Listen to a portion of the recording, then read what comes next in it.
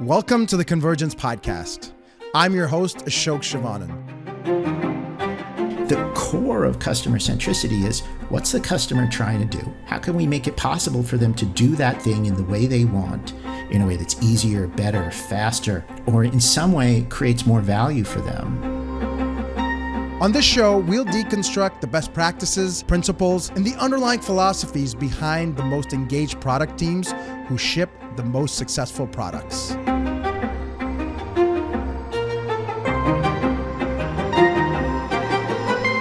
This is what teams are made of. Welcome back, folks.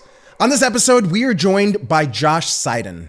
Josh is a renowned product expert, and him and I share passions in how to build delightful products, as well as how to enable teams to be more customer-centric, more effective, more collaborative, and more nimble. Josh has authored or co-authored a number of books that us lean, agile product nerds are likely familiar with. Books like Lean UX, Sense and Respond, Outcomes Over Outputs, and his latest book, Who Does What by How Much. I checked it out and I found it to be delightfully rooted around customer-centric outcomes and human behavior when implementing OKRs. Josh developed a lot of these opinions when working in product management, product design, and in product coaching. He started a company called Neo that was acquired by Pivotal Labs. And prior to that, he worked in design for the Alan Cooper, who is known as the father of Visual Basic and the author of the product design mandatory reading About Face. He was also on the team that built the Kensington Turbo Mouse. You might remember the big red billiard ball. And if you're like me, you might have salivated over this while window shopping or may even been lucky enough to own one. Josh now runs a training business with his co-author, Jeff Gothelf, called Sense and Respond, that shares the name with the second book that they wrote together. Today's discussion largely revolves around their latest book and a more customer-centric and human-centric approach to winning at OKRs. OKRs, or Objectives and Key Results, are a goal-setting framework that was introduced by Andy Grove at Intel in the 1970s, and then really popularized by John Doerr after he introduced them at Google in the late 90s. We get to hear Josh's perspective on things like what needs to be true at your organization to gain the promised benefits of OKRs. What are the best practices in writing the O's and the KRs? And how do we best go about leading teams to gain disciplined execution of the OKRs to ultimately serve your business goals? Subscribe to the podcast to get future episodes as soon as they're published. If you find this helpful, give the podcast a 5-star rating on your podcast app or hit that like button on YouTube. For the OKR nerds out there, make sure to check out also our episodes with Deepika Yeragunta from June 11, 2024, as well as the one with Holly Bilawa in the Agile and Beyond episode from June 24, 2024. Here's Josh. Today, a lot of what we're going to be talking about is OKRs because of the book you've written and no doubt a deep amount of expertise as well as introspection you've got to do about OKRs. And maybe let's start at a really high level. Why do you like OKRs compared to a variety of goal-setting frameworks that are out there? So, I think that a lot of goal-setting frameworks are really like planning frameworks in disguise. They may lay out some sort of high-level vision, but then it's really about what's our plan to get there. And OKRs are a little bit different. OKRs kind of they capture strategy. They say, here's our strategic vision, and then that's the objective, right? Here's our strategic goal, and then the KR, the key result part of OKR, is the measurement. How do we know we've gotten there? And what's really cool about that is that it asks a question, right? It says, here's our goal. This is what we're trying to do. But it doesn't answer it. It doesn't say, here's what we're going to build or here's what we're going to make. And, if you've spent any amount of time in product development or technology, you know that a lot of the ideas that we have at the beginning of a project or an initiative, even for super smart teams, a lot of those ideas don't work. And so, when our goals are set in terms of we're going to build a thing, okay, maybe we build it, maybe we don't, but there's no connection to whether that thing is valuable. And OKRs really focus the story on value. There's no shortage of books or even coaches now on OKRs. Yeah. And for whatever reason, you decided to add one more book to the mix. And so what inspired that? What did you feel like was different about your take on it? Yeah. This was a question that, so the book, my co-author on the book is Jeff Gothelf, and Jeff and I have written 3 books together. This is our 3rd. And when we started talking about this one, we had some hard conversations about whether or not the world needed another OKR book, because there's a bunch of really good ones out there. And if we were going to write an OKR book, what was our point of view? And as we started to look at it, we realized that the thing that we've been doing and teaching was not really represented in these other books. And that specific thing was this idea of customer centricity, right? How do you put, human behavior, or, we can talk more about this idea of outcomes, but how do we put that customer-centric outcome at the center of OKRs? And so I think that's really what we felt like the world of OKR books was missing, and created an opportunity for us to add something to the conversation. That makes a lot of sense. No argument there. I've worked at Pivotal Labs myself and got a healthy dose of the importance of customer centricity, human centricity, and regretted a lot of decisions I'd made before that job that didn't necessarily look at things in that perspective. So no argument about adding more customer centricity to everything. That's one thing that I'm happy to paint with a broad brush. When it comes to actually getting into using the framework, tell us a little bit more about how that customer centricity comes into play around defining it and then managing to the OKRs here. Yeah. Customer centricity is one of those things that nobody's going to disagree with those words. Oh no, we shouldn't be customer centric. Screw the customer, blah, blah, blah. But the trick is in actually doing it, right? What does it mean? And I think a lot of times we mistake that phrase, we're going to be nice to the customer. We're going to be polite. We're going to use please and thank you, or we're going to, paint the room a beautiful color or whatever. And I'm not saying those things are unimportant, but the core of customer centricity is, what's the customer trying to do, right? And how can we enable that behavior? How can we make it possible for them to do that thing in the way they want, in a way that's easier, better, faster, or in some way creates more value for them, and at the same time creates more value for us? And so with that lens, the sort of actionable piece of customer centricity is about customer behavior. What is the customer trying to do? And that's where the name of the book comes from, right? Who does what by how much, right? We say that in an OKR, your objective is a statement of the value you're trying to create for customers. And the KR is a measure of customer behavior, or what we call an outcome. So who's the person? What are they trying to do, right? What's the behavior that we're going to try and create? And by how much? What's the measure of that? So we're going to increase foot traffic in our stores, or we're going to increase daily usage of our product, or something specific and concrete and measurable. I love that. This also reminds me of the word empowerment. And I don't know if you've ever familiarized yourself with the work of Tom Foster and his books. It's around people management largely and organizational development. And I was in a workshop with him, and he asked, hey, what is it that great leaders can do for their people? What is it that your people really want? And I said, empowerment. And it's almost like he scapegoated me at this workshop, where he's like, and what does that mean exactly? And there was a lot of nebulous sort of follow-up that I had, as well as the audience had. And he said, this is all so hard to understand. You barely understand it yourself. It's more of a feeling than something that can be measured. And ultimately, there are two things that you want. You want authority and accountability. You want to make sure folks know what kind of box they're allowed to play in and do whatever they want. And then the second part that you're talking about, which is what by when.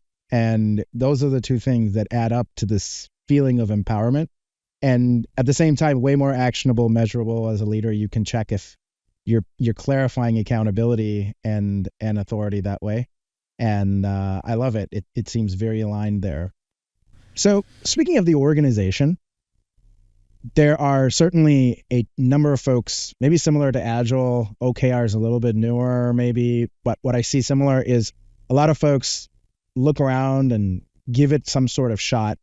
And to date, in my experience, it's a minority of companies that are really gaining the most out of OKRs and seeing a team that's more productive, more likely to hit their goals, being more predictive. So what needs to be true in an organization, I think, before OKRs can have a chance at succeeding?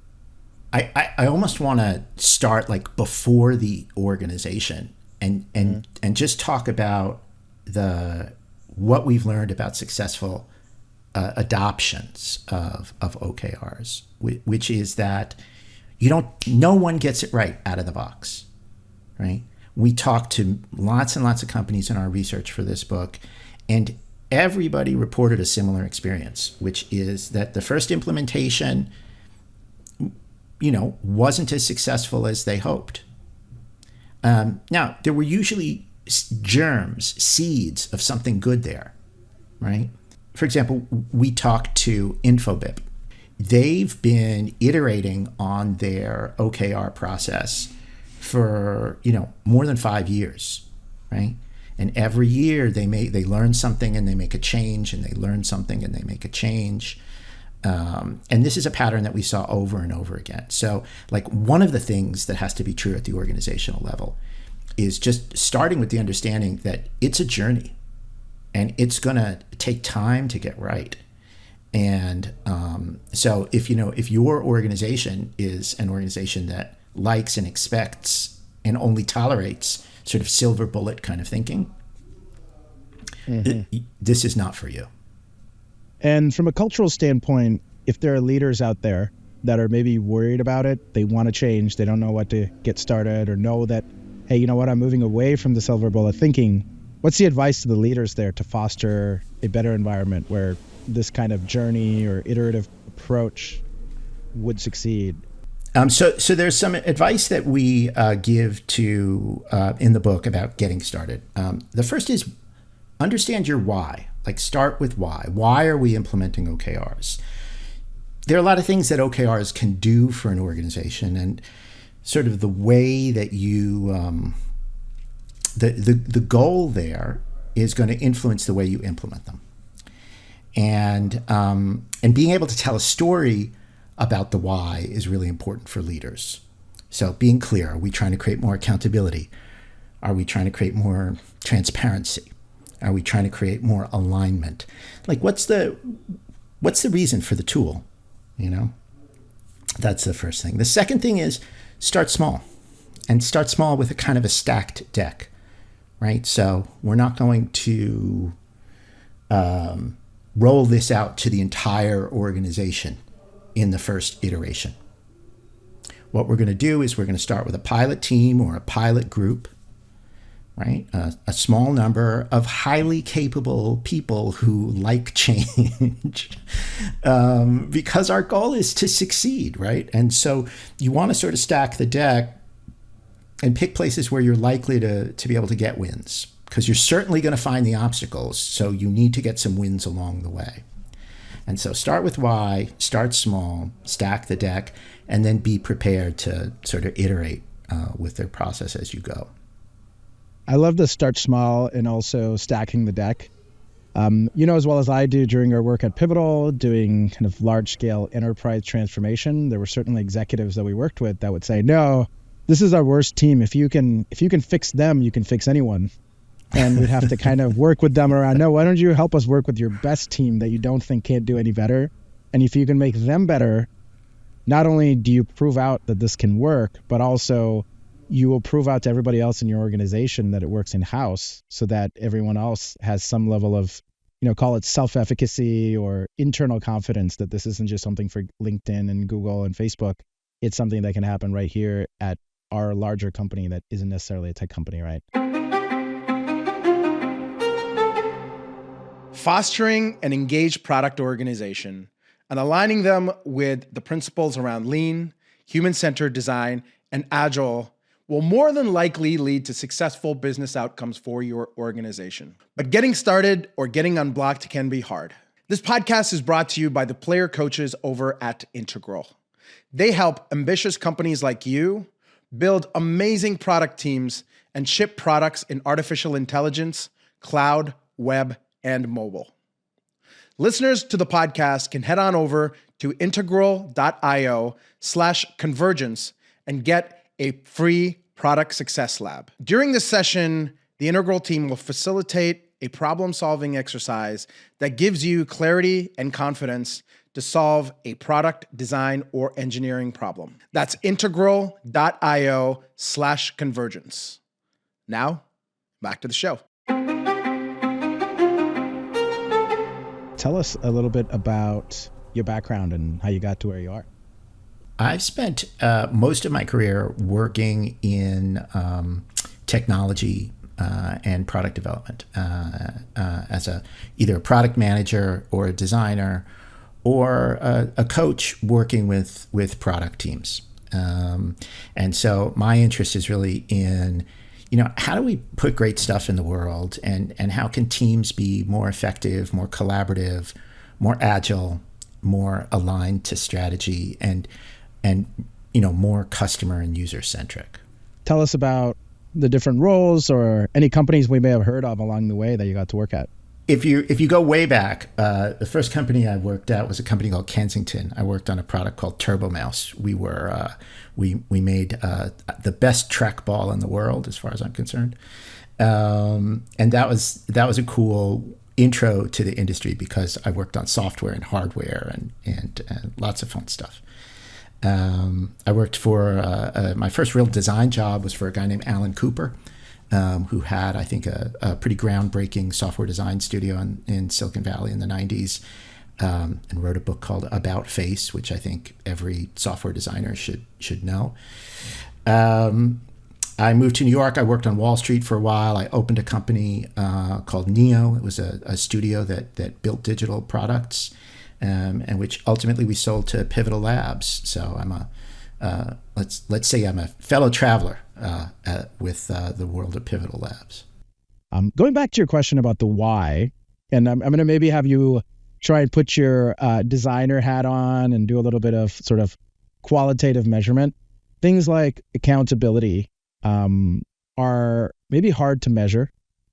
And looking back, maybe, a couple of quarters in of doing OKRs, if we want to say like, hey, is this achieving the thing? Is there more of a sense of accountability? What's a way that if you were running a team, you would try and do a comparison to give yourself confidence before you give anyone else confidence that we're on the right track?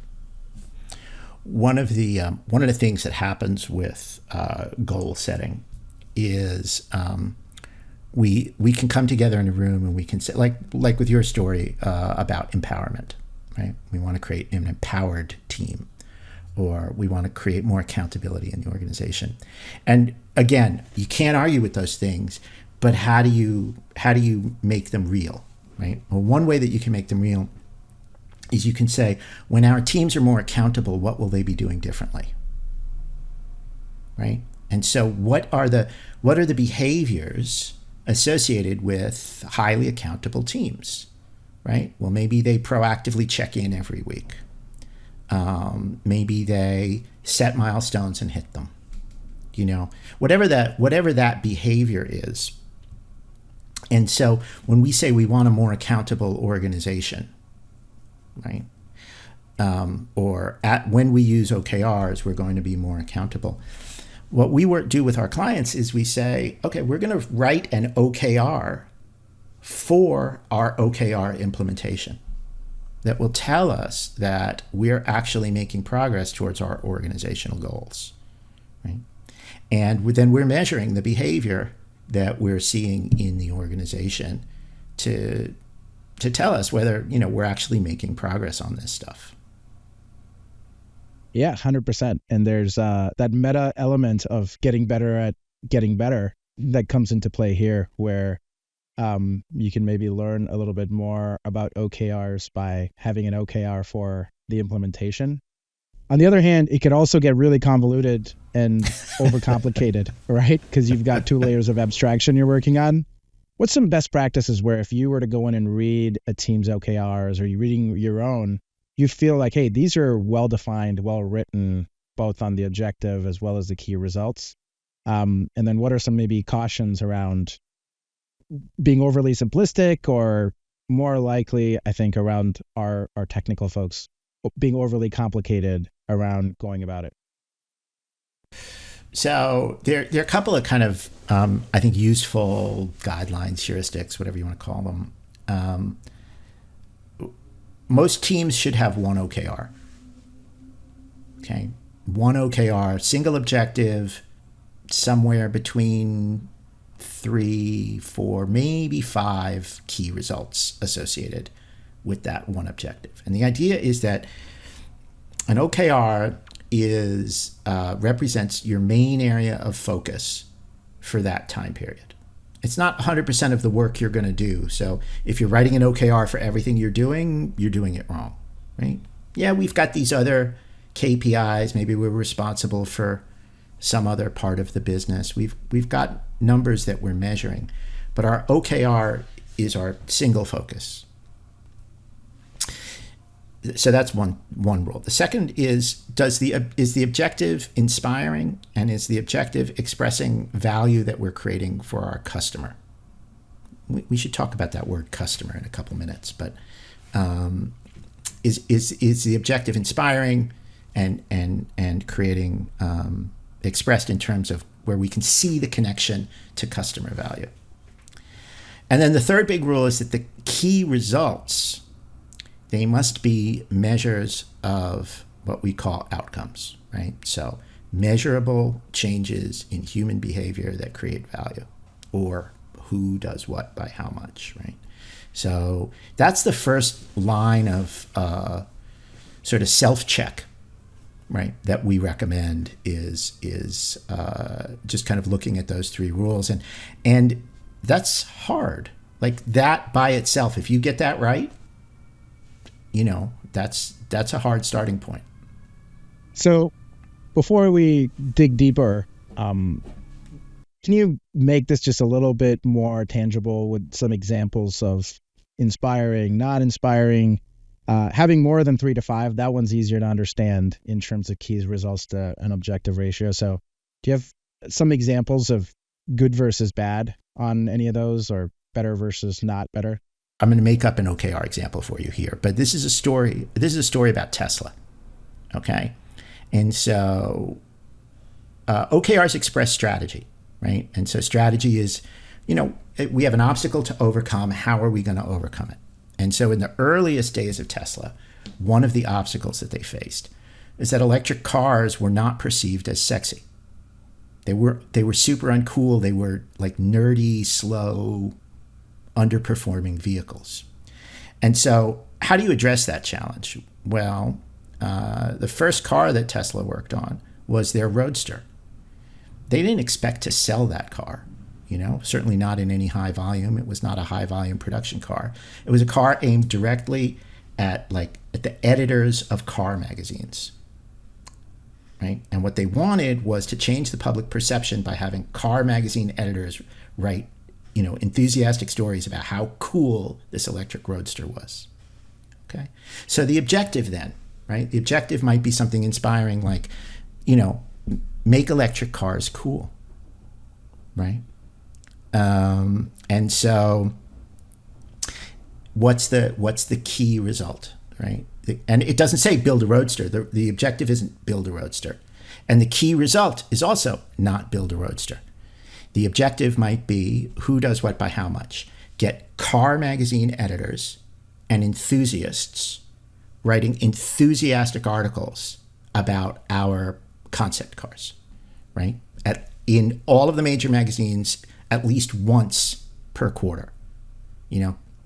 Have car magazine editors feature our Roadster on the cover of top 10 car magazines, 5 of the top 10 car magazines this year, right?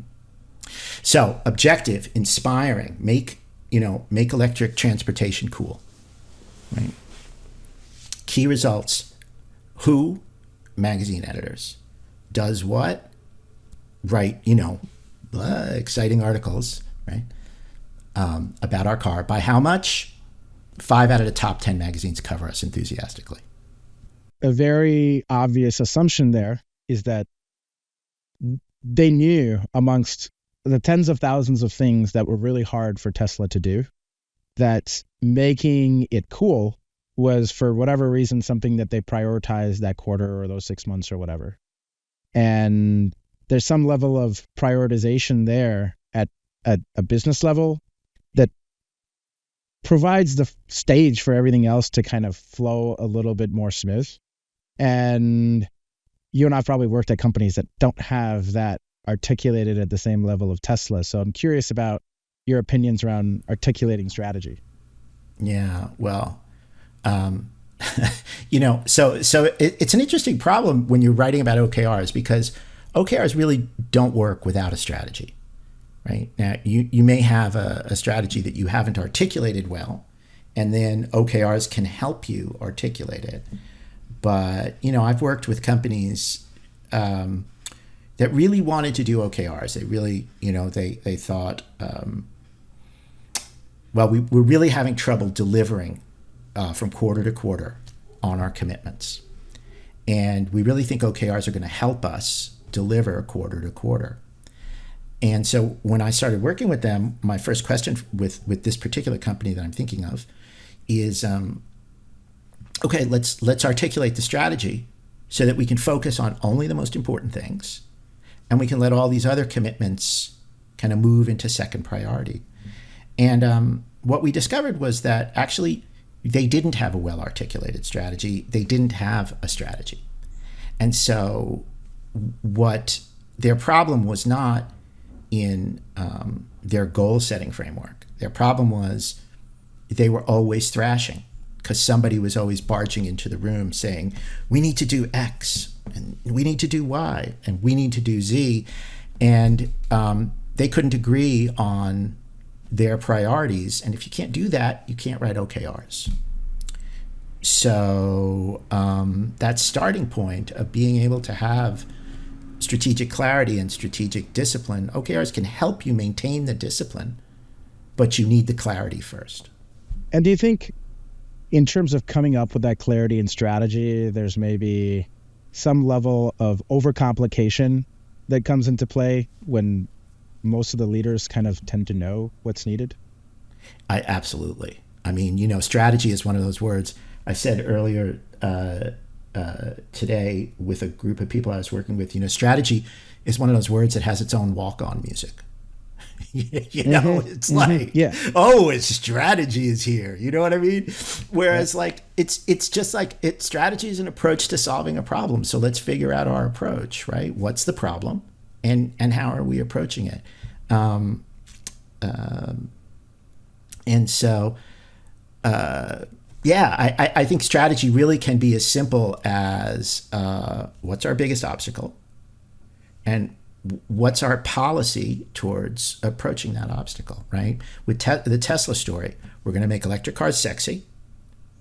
Their next car was the luxury model, right? Model S. We're going to make them sexy. Then we're going to make them appealing to the market by selling a high-end car that only a few consumers can afford. And then we're going to introduce the mass market, right?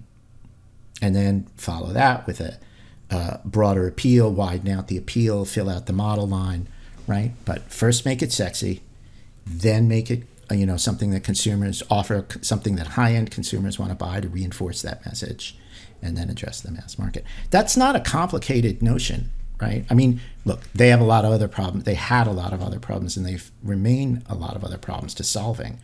But in terms of a strategic statement, it's pretty straightforward. Yeah, and I think we've also seen time and time again that if we can get everyone present in a room, ideally in person, and it's well facilitated and there's the right sort of energy or vulnerability in the room, it's 60 minutes with some sticky notes and clever facilitation, and everyone's going to agree what the top 3 things that need to be solved in the next 3 to 6 months are across the organization, versus needing to go do a study and another study and take 18 months to figure out something that is not going to give you any more information than the first 60 minutes of that expedition. And speaking of leadership, I think different leaders have different ways in terms of how they delegate. And I think you've had some experience with some leaders who have had to figure it out or learn the hard way about what they're good at and what they need their teams to be good at, and the juice in between. So tell us about that one. Yeah, I mean, I think one of the ways, right, we were just talking about how strategy, when you've got a strategy, it's people can align to it because it feels really simple and clear. And I think a good leader makes things simple and clear. But I think one of the mistakes that I've seen leaders make sometimes is they make things simple and clear the wrong way. And so instead of, creating a strategy and say, now go, be fruitful and multiply or whatever, they give a direction like build this product. All we need to do is build this product, and once we've built it, we'll win. And so you'll notice, like in the Tesla story, that story was about, the goal there was to make electric cars sexy. It wasn't to build a roadster. Roadster was a means to an end. I worked on Wall Street once for a really successful CEO. He was a serial entrepreneur with 3 successful companies behind him. The business I was working in served stock traders at institutional money managers, so mutual funds and things like that. And so we knew stock traders really well, and we wanted to diversify our product offering. And so stock traders work with portfolio managers. Portfolio managers make the investment decisions. Stock traders execute them, basically. And we didn't really know portfolio managers very well at all. And our CEO had an idea for a product for portfolio managers, and gave my team, I was running design at this company at the time, gave my team the mandate to go design and then lead the construction of this product. And we went out and we started talking to portfolio managers, and we discovered that none of them wanted this product. And so the mission, diversify our product offering, was a good one. Portfolio managers, it's an interesting audience for us. Go out and make this thing for portfolio managers. It was the wrong idea. And so we had to bring that learning back into the organization and bring it back to the CEO and say, they don't want it. And when we were able to create better conversations between the CEO and the other teams in the company and these portfolio managers, we were able to come up with a product that they really did want, that was similar to what the CEO wanted, but it was significantly different. And so what's the point of this story? The point of this story is give the team a problem to solve, right? Which is create a product that portfolio managers will love, rather than build this product, right? And in the first case, that problem to solve, it gives the team the opportunity to engage and find the right answer, right? Rather than just embarking on an execution track that is going to be expensive, time-consuming, and will ultimately fail. And that notion of leadership highlighting the problems and then the team ideating and validating and iterating on the solutions sounds kind of similar to maybe parallel to who writes the objectives and who writes the key results. And between the teams and the leaders, how do you like that all divvied up? Yeah. Well, I think that I think a good organization, you've got OKRs at various, what you sometimes hear described as flight levels in the organization, right? So you've got organization-wide OKRs, and then you have OKRs at levels below that, work groups and teams. And so it's important that the the OKRs kind of be connected. So you want the team to have an OKR that supports the work group's OKR, and the work group's OKR should support the organization's OKR. The way they get written is through a conversation, top up and bottom down, top down and bottom up. I think in the story that I just told about this Wall Street example, the CEO was right. We needed to diversify our product offerings, and he was right that was a good market. But he was not close to that market personally, and so and that's not because he was bad at his job. It's because as a CEO running this business, it's not his job to be close to every customer and every user, right? You have people in your organization, as the organization grows, whose job it is to be those customer experts. And so his expert is, how do I make the organization successful? And so he needed to have that conversation with the people who were doing the field work, who were developing that daily expertise in customer needs, and they needed the blessing and support of the CEO. So who writes them, you asked me? You write them in conversation, up and down, and you rely on the fact that there's important clarity about different dimensions of the business at every level. So that's really helpful around that conversation across the organization to make sure that you've got them well written and that the right folks are writing the right parts.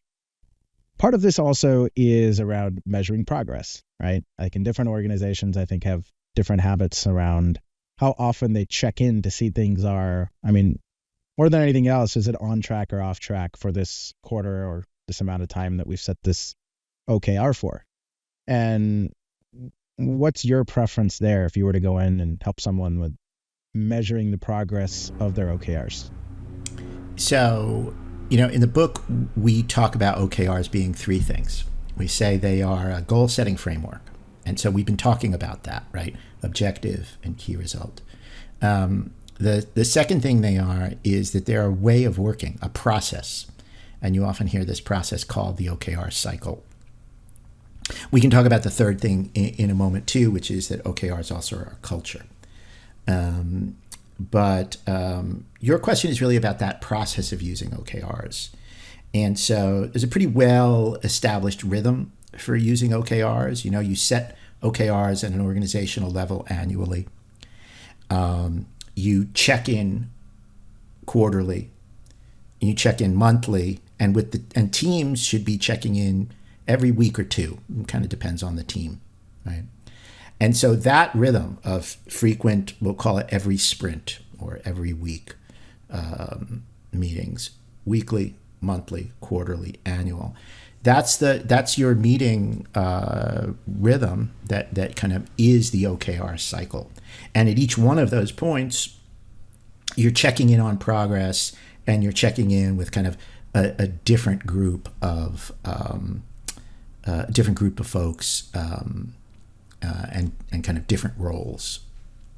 And any caution or advice in terms of how do we make these meetings and check-ins really productive and energizing versus another status meeting that doesn't necessarily drive any new prioritization or decisions or insights? Yeah. So they sort of the first rule of thumb is you want most of the meeting to be forward-looking, right? So let's look at the numbers. Let's understand where we are today, right? But most of the meeting is about planning what we're doing next, right? What are we doing next week, right? What are we doing next month? And so it's that's part of it. The second is that it really is, I think people need to understand their roles, right? That OKRs are really, really good for problems where we are working to discover the answer, right? So we always want to be talking about what we've learned, what we're deciding based on what we've learned, and what we need to learn next, right? And I think, if it gets into sort of teams defending what they've done, then we've sort of lost the script. So I think, for a leader in that meeting, it really is, tell me what you've learned in the last week.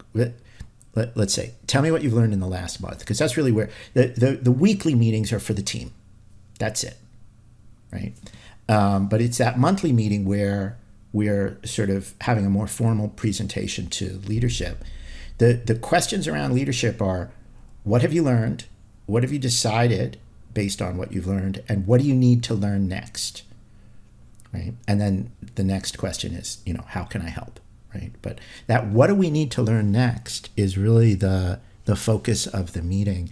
And I think in some ways, if you've spent any time in the design world, right, the sort of attitude here is that it's a critique, right? We're trying to make the work better, right? We're not trying to hold the team's feet to the fire. We're not trying to, prosecute people, right? We're working together to make the work better. So what do we need to do to make the work better? And what do we need to do?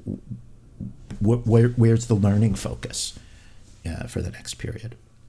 And speaking of, I think since we've worked at Pivotal, I'm going to make an assumption that you're also a believer in the benefits of things like pair programming or pairing on the various roles, right? And as opposed to doing pull requests in the case of code. And I think it's a little bit more, to some extent, it's efficient and tactical, but to some extent, it's really a philosophy articulation where, as opposed to doing a pull request, which might be a little bit more on the command and control side, you're putting the accountability and the empowerment closer to the work.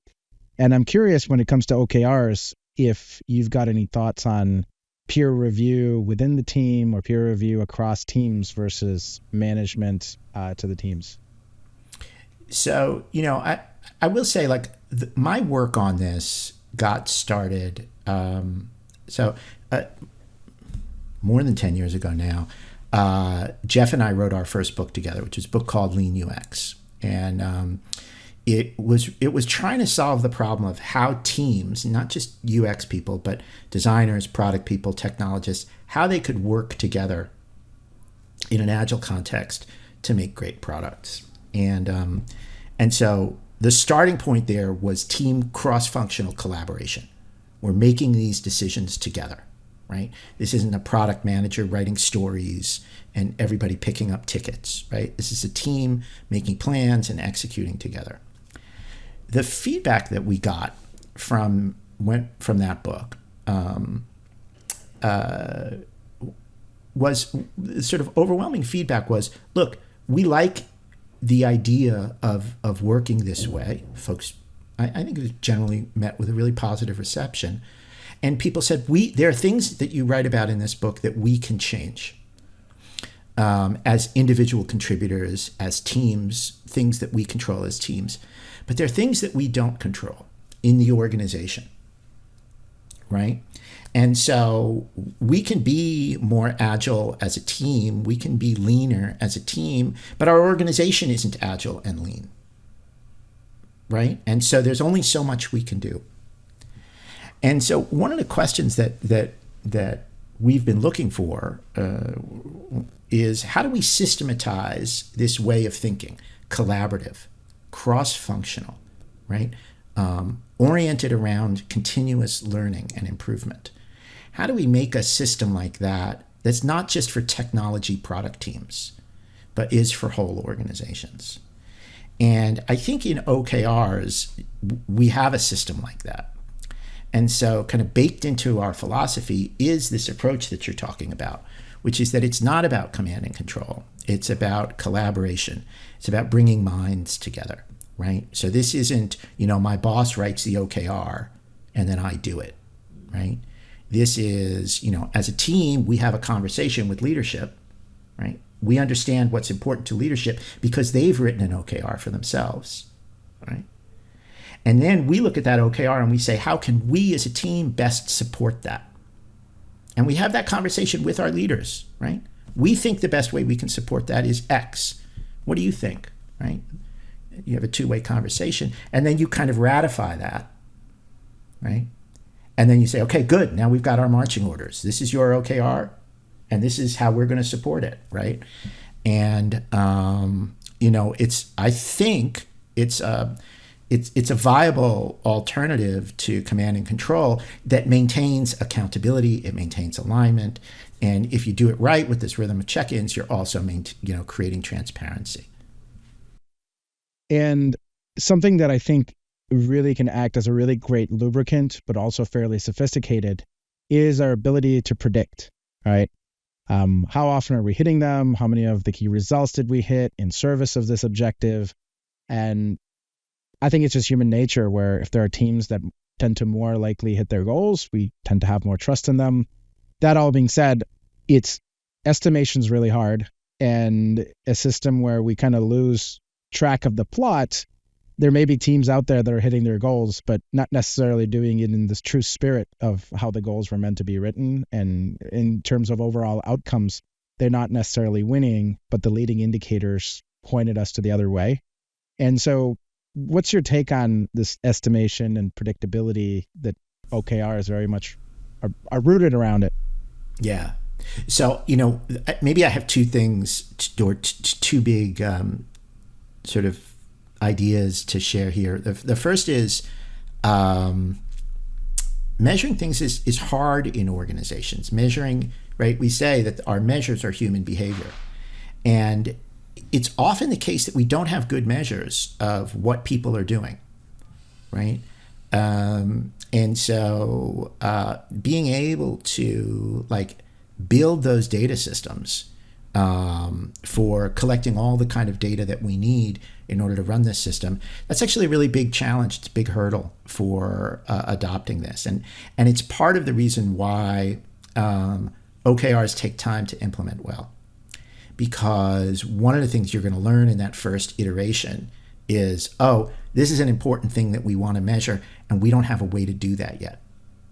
So how do we start to build infrastructure for measuring whatever this important thing is, right? Usually in the first couple of instances, you can figure out proxy measures or other ways to measure. But so that's the first thing, is that access to data becomes like a really first-class problem. The second thing is you want to try and pay attention to where and how there are incentives to kind of game the system. And you want to take that out of the system, right? So you don't want to tie OKR performance to compensation, for example, right? Because then that starts to introduce all kinds of financial incentives that mess up the spirit of the OKR, which is that this is a way for the team to genuinely learn and get better, as opposed to a way for the team to get paid, right? And I'm not saying that getting paid is unimportant, right? I'm just saying that those things influence each other in complex ways. Yeah, certainly. And I mean, to your point, it is something that is super important as much as it becomes really complicated when it's tied back to the incentives.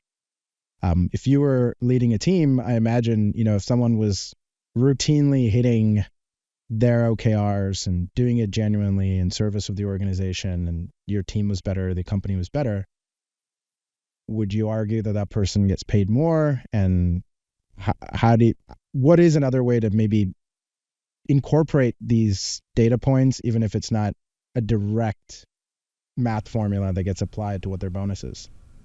I mean, I would say, first of all, that there are some hard rules, which is don't have individual OKRs, right? So only team level OKRs, okay? The second thing is don't tie the compensation to team's performance against the OKR, because then you're going to encourage them to sandbag, and so I think you tie team performance to the real value that they're creating in the business. And, as a leader, you have to evaluate that, but I don't think you do it formulaically with some kind of spreadsheet that ties OKR performance to financial compensation. Yeah, it's maybe one of the various components that's factored in. as that evaluation comes into play. Of course, some roles it's easier than others. If you're running a sales team and it's extremely quantifiable, it's very different than much more sophisticated work of discerning the value from a product team. You mentioned the word sandbagging. I'll let you finish. Sounds like you had a thought about that, and I'm going to come back. Well, to just in like in complex organizations or in for big products, right? How do you it may be that like I work on a team that's responsible for authentication, right? Like, okay, we do a great job, right? What's the relationship between a great authentication flow and the product success? It's unquestionably important, right? But how do I write a formula for that? Right? I don't think I can, And so digital products, or really most products and services that we offer, they're so interconnected that I just think we want to acknowledge that, right? That it's Makes a lot of sense. So I want to come back. You mentioned the word sandbagging. I think the original theory and framework suggested, I believe, 80% of the key results being achieved in order to call it a win. I've heard organizations use anywhere from 70 to 90%. Some want 100. Curious if you have any opinions on that. Yeah, so I think that idea of scoring our OKRs is useful for helping us improve the system, right? So we hit 80% of our OKR. Okay, we consistently hit 80% of our OKR, and last quarter we hit 40% of our OKR, right? What does that mean, right? Like there's a signal in there that something is different, and we need to pay attention. What does it mean? Does it mean suddenly we started doing a bad job, or that we got something wrong, or like it's a question that I would want to put to the team. What was different about this quarter than last quarter? Yeah, so I think scoring OKRs are really important for diagnostics, for self-assessment, for continuing to improve our OKR implementation. And I think that's the most useful. And because of that, it means that, set up a scoring system that works for you and your organization, and then stick with it over time so that you can use it to compare quarter over quarter, year over year. And this reminds me of, as you talk about your time at Kensington working on a combination of hardware and software, it's a lot more coordination and integration across the various work streams that needs to come into play, where I'll call it the implication of being wrong about getting something done within a certain time frame goes up tremendously, because it's harder to be malleable around hardware components, maybe, or firmware than it is making sort of high level code changes that we tend to do a lot more nowadays. And so I'm guessing you got introduced to OKR after you worked at Kensington, reading between the lines. But looking back, like anything specific to companies that are doing IoT or hardware software solutions where OKRs may be nuanced or different? Well, I think that this sort of gives me an opportunity to talk about this idea of customer. And, what do we mean when we say we want to be customer-centric in our OKRs? We almost called this book Everybody Has a Customer. And so when I think about customers, I would say that the challenge for people is, well, I work in a part of the business that doesn't have customers, right? We don't talk to the person who signs the check. We don't talk to the person who puts the $5 bill on the counter. We don't talk to the person who walks into the store and puts down their money to buy a trackball, right? But in your role, wherever you work in the business, you have a customer. There's another person who directly consumes your work, right? So the industrial designers, their customers are the product managers, right? The people who are designing the mouse enclosure. Their customers are the product managers or the mechanical engineers. So how can I do a great job as an industrial designer, right? I mean, I need to keep the end customer in mind, but I've also got all these internal people whose work my work is consumed by. So my work, to come back to your question about integration, right? If I'm going to coordinate the manufacturing of a complex piece of machinery, right? I've got to think about, well, if I'm the designer, how is my work consumed? How do I make it easy for that person to consume it? How do I make it easy for them to communicate changes back to me? Can we do revisions quickly, right? Whatever the sort of markers are of good process, of good, I'm going to call it customer-centric process, to make that integration easier, right? I'm going to do. And so, I think when we kind of open up our thinking about who is my customer, right? I'm sitting at this desk, who is my customer, right? That opens up a world of possibility for us in terms of the way we set our goals. Makes a ton of sense. By the way, what I assume when you say the Kensington trackball, it's the famous red ball that we kind of remember. And what makes the best trackball in the world? Well, the Kensington one was the one that had that big billiard ball sized ball in the middle of it. And so it was super reliable. It felt really good. People liked it because it had that the big ball, billiard-sized ball in the middle of it. It was really comfortable to use. It was super reliable, and it was very precise. And it was for a lot of people who got repetitive strain injury when they were using a mouse, it reduced the risk of that. So. Cool. I mean, it's hard to sometimes even realize as the user something that just gives you that resonance for something that just feels so satisfying. Like it works like you expected it to work without that sort of human machine interface even. And I'm curious, behind the scenes, what do you think kind of led to that that really intuitive product? In those days, now everything is integrated. And so if you buy there are no more mechanical mice, but there was no standard mouse in those days. And so everybody built their own mouse out of different kinds of hardware. And that thing was built out of skateboard. It had skateboard bearings in it. The ball sat on top of these big sealed skateboard bearings. And it had a billiard ball. I mean, it's crazy and crazily expensive, those components. And so, over time, people started figuring out less expensive ways to build these things until now, we ended up with these sort of optical mice. But I think, it was just in those days, it was mechanical engineers and industrial designers playing around with stuff that felt good, Yeah, for sure. That's a great story. Tell us a little bit more about the books you've written. So you mentioned Lean UX was the other one, and what's the third?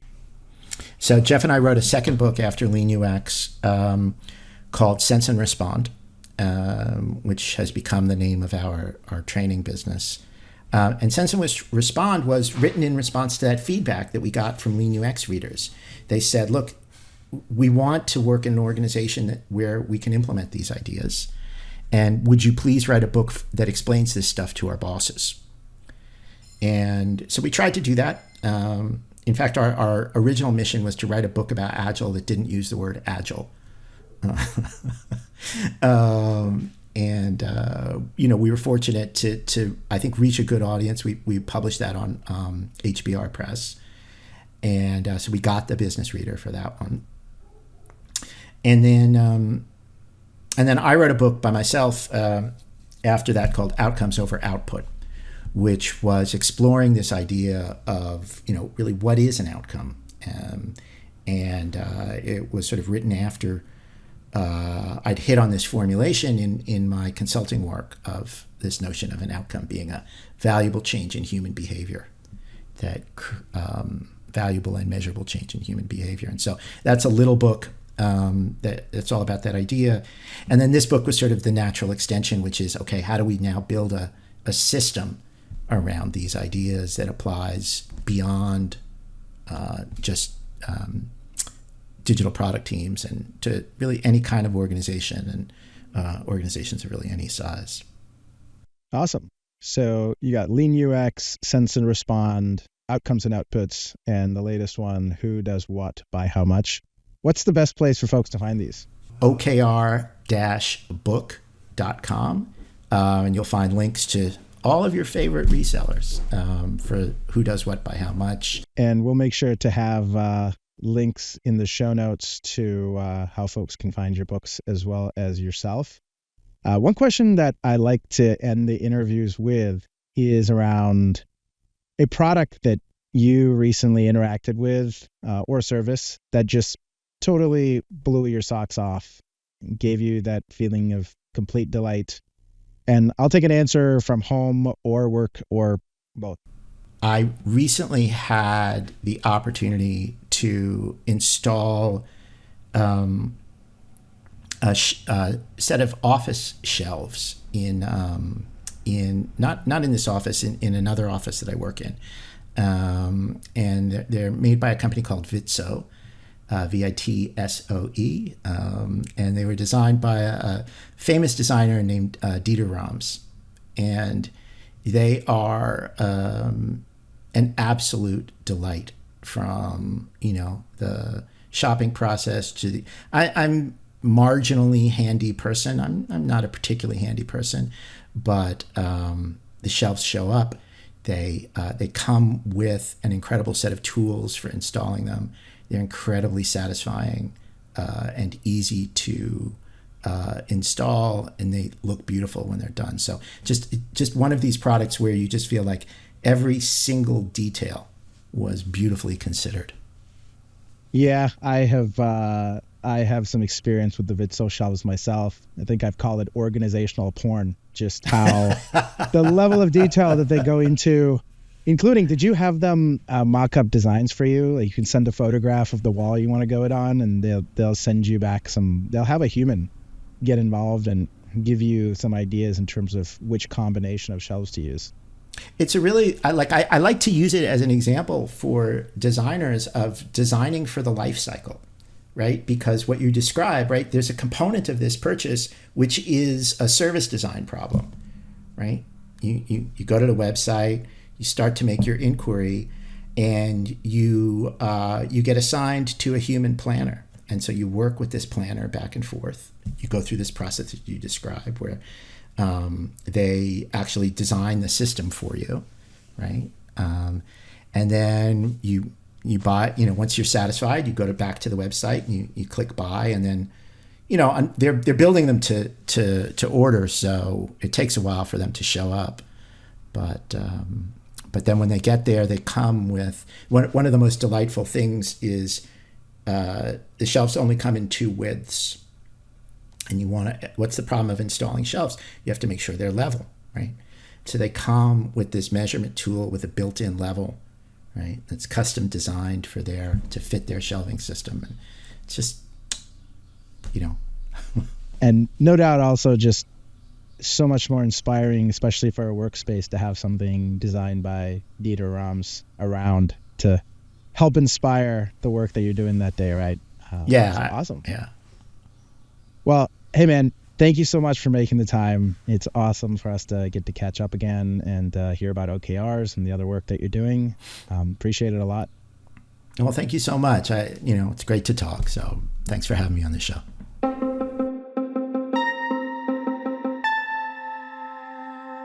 Something that Josh and I got to talk about was losing track of the plot. And by that, I meant we sometimes get really engrossed in something we're doing today, and we forget why we're doing it in the first place.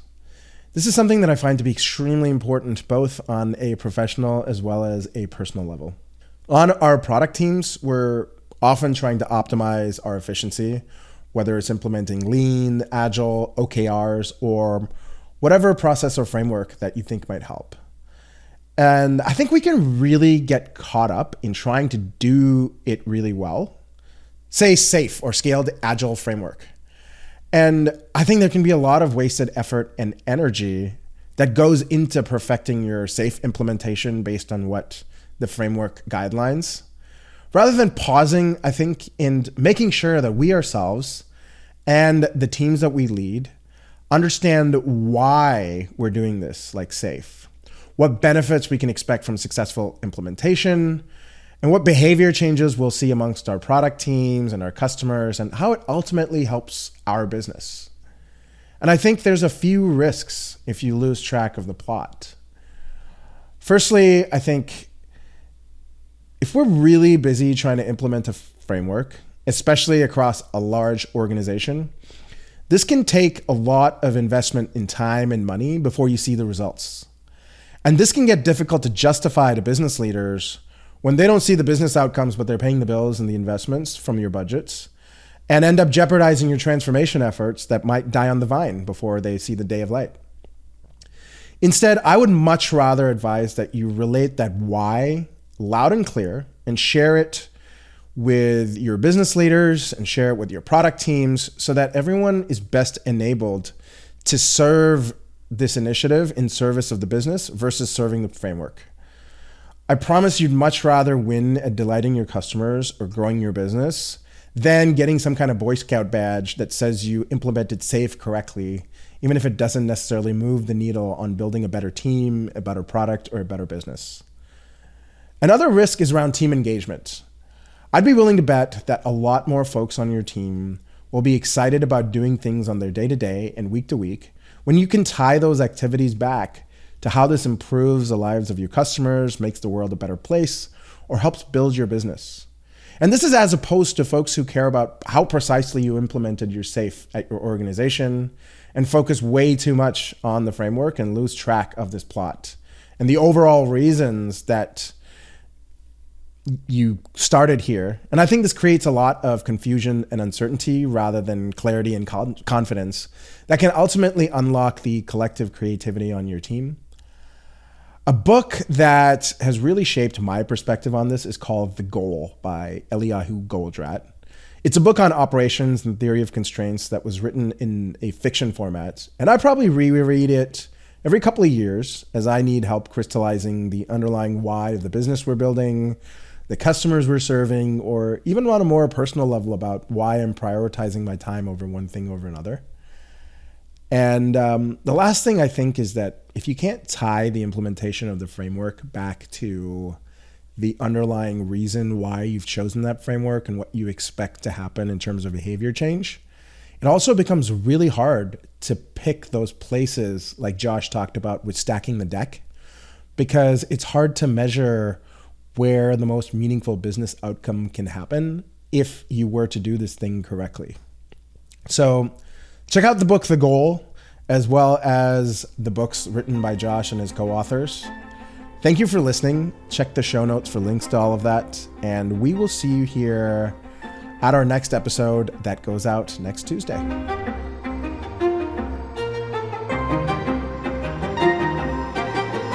Thank you for joining me on the Convergence Podcast today.